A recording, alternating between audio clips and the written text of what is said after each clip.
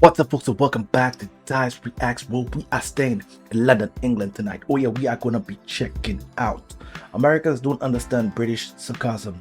Here's why. And I think I'm in like a category as well. Burma checks one out. We ain't gonna waste no more time. Just gonna get right into it, folks. We're gonna get right into it. Oh yeah.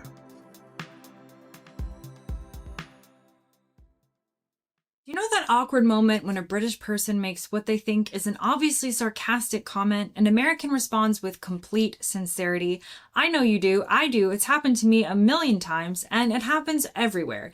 In offices, shops, restaurants, anywhere Brits and Americans might interact. The British person stands there thinking, how did they miss that? While the American walks away wondering why British people say things they clearly don't mean. Americans often genuinely struggle to pick up on British sarcasm, while Brits can't fathom how anyone misses something so obvious. In this video, we're talking about American versus British sarcasm and why the Americans in your life are confused by what you're saying. Now, Americans do use sarcasm, but it's like a neon sign. It's very obvious, it's very exaggerated, and it's usually delivered with a particular tone that makes it impossible to miss. When an American is being sarcastic, they'll often use dramatic emphasis, roll their eyes, or use very vocal cues that scream to the other person, I'm not being serious here. It's sarcasm, but with training wheels and designed to be foolproof. British sarcasm, on the other hand, is delivered in the exact same tone as a genuine comment. There are no obvious signals that you're supposed to read between the lines. The sarcasm is entirely contextual and it's very dry. Now, here's where it gets... Yes, it's very dry and there are no signals. So you really don't know as to how to take it. Because many times I've watched some comedy and some people are, maybe like watching a video and they're talking about something and they're being sarcastic and it just flew over my head. So there are no pointers or indications when they are being sarcastic. So that's one of the big issues that I have, especially when I'm doing comedy, reacting to comedy or watching a comedy special or something. The sarcasm is entirely contextual and it's very dry. Now, here's where it gets complicated because British sarcasm relies on shared cultural understanding and the fact that you're betting that you're both on the same page. When a British person says, lovely weather, isn't it? During a thunderstorm, they're assuming you're on the same page that this is not lovely weather. It's raining, it's thundering, it's storming. Of course it's not.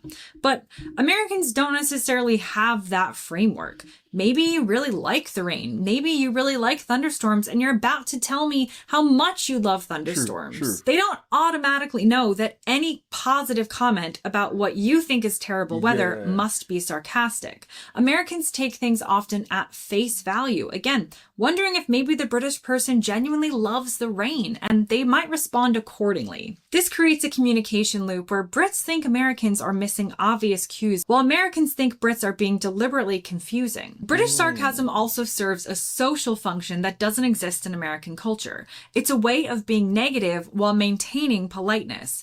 In Britain, directly saying the service is terrible feels aggressive and confrontational, but saying, well, this is excellent service, sarcastically, allows you to express the same sentiment while technically staying within the bounds of polite conversation.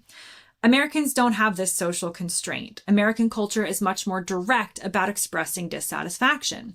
If the service is bad, Americans will say, the service is bad. They don't use sarcasm as much as a social lubricant because directness isn't considered rude in the same way it is in Britain. This means Americans aren't always listening for the subtle negativity hidden inside apparently positive statements because in their culture, people just say what they mean. And then there's the timing issue.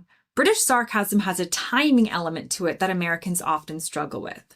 Brits will often deliver sarcastic comments with perfect deadpan timing, leaving just enough pause for the sarcasm to sink in. But if you don't know you're supposed to be listening for sarcasm, that pause just feels like awkward silence. Americans fill awkward silences. It's what we do. It's a cultural reflex. So when a British person delivers a sarcastic line and waits for recognition, Americans often rush in with a genuine response, completely missing the intended beat. Now, this can frustrate Brits who feel like Americans are steamrolling over their carefully crafted jokes. And then we have understatement. British culture loves understatement, and sarcasm is often used to extreme understatement effect. A British person might describe a complete disaster as a bit disappointing, or a brilliant success as not too shabby. The sarcasm comes from the obvious mismatch between the reality and the understated description. American culture doesn't do understatement in the same way. Americans tend to match their language to the scale of the situation. A disaster is described as a disaster, a success as a success. When Americans hear British understatement, they often take it very literally. And then you have the self-deprecation angle. British sarcasm is often self-directed in ways that confuse Americans. A British person might say, "I'm clearly a genius," after making an obvious mistake, using sarcasm to acknowledge their error. Americans who come from a culture that values positive self There are obvious ones when they make sarcasm, you can tell. But there's more of a problem for me when it's almost like they're setting up a joke. That's where I have a lot of miscommunication understanding, because sometimes a joke has already passed and you're listening to maybe like hear a punchline or something, but it doesn't come. So I think more of setting up of a story that's funny or something. I think that's where I have the bigger issue. Self-talk often don't recognize this as sarcasm because the idea of sarcastically putting yourself down seems counterintuitive. In American culture, if you've made a mistake, you either acknowledge it directly or try to minimize it. The British approach of highlighting your mistake through sarcastic self-praise feels confusing. Americans might even think the British person genuinely thinks they're a genius, which makes the whole interaction even more bewildering. Now, interestingly, Americans who watch a lot of British television tend to get better at recognizing British sarcasm. Shows like the UK Office, Peep Show, and Blackadder provide a training ground for understanding how British sarcasm works. Now, the funny thing is, once Americans understand how British sarcasm works, they often find it even more entertaining than American-style sarcasm. When a British shop assistant sarcastically comments on the weather to an American tourist, there's no time for cultural education. The American takes it literally, responds sincerely, and both people move on, slightly confused. I understand she's just comparing the Americans to the Brits in terms of sarcasm, why Americans don't really understand it. But I think it's way bigger than Americans. Many cultures would have issues with understanding Brit sarcasm or the communication aspect. I think it's more of a setup when it comes to the jokes per se. Like if the British person is setting up a joke, you may lose track as to what is funny and what's not, what you're supposed to laugh at and what you're supposed to actually pay attention to. Like there's no indication as to what you should be listening.